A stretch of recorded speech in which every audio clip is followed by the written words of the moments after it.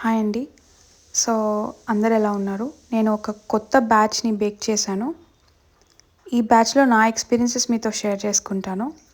ఇక్కడ చూస్తే ఈ జుంకా ఉంది చూసారా? ఇది బేక్ అయిపోయింది. అంటే యూజువల్‌గా బేక్ అయిపోతే ఫుల్‌గా బ్లాక్ కలర్‌లో కనిపిస్తదనమాట. కానీ వాటర్‌లో కడిగితేనే మనకు తెలుస్తది అది ప్రాపర్‌గా బేక్ అయిందా లేదా బ్రేక్ అయిపోయిందా అనేసి.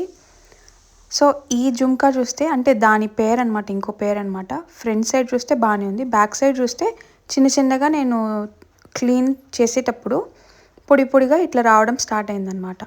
సో, దీని అర్థం ఏంటంటే ఇది ఇంకా బ్రేక్ అయిపోతది. దీని లైఫ్ స్పాన్ చాలా తక్కువ అని అర్థం అనమాట.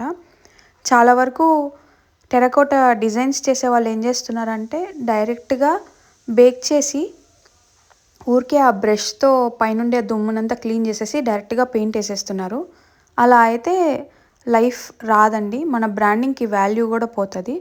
ఎప్పుడు కూడా అంటే ఇప్పుడు మనం ఒక ప్రోడక్ట్ మన దగ్గర నుంచి కొనుక్కుంటున్నారంటే ఊరికే కొనుక్కోరు కదండీ. డబ్బులిచ్చి కొనుక్కుంటారు గదా!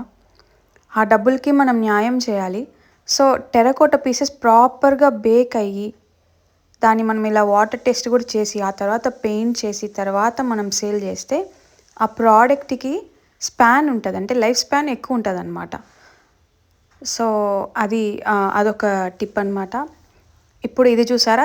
ఇది ప్రాపర్‌గా బేక్ అయిపోయింది. దాన్ని నేను గోకినా కానీ అసలు ఏమీ రావట్లేదు. ఇంకొకటైతే నేను గోకుతుంటే పైనుండే పొడి పొడిగా, పొడి పొడిగా వస్తుంది. ఇది ఇంకొక పీస్ అనమాట.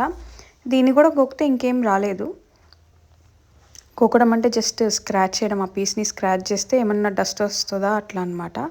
సరిగ్గా బేక్ అవ్వకపోతే కలర్ చేంజ్ అయ్యున్నా గానీ, ఇక్కడ చూస్తే ఇది చూసారా? నేను లైట్‌గా స్క్రాచ్ చేస్తున్నాను.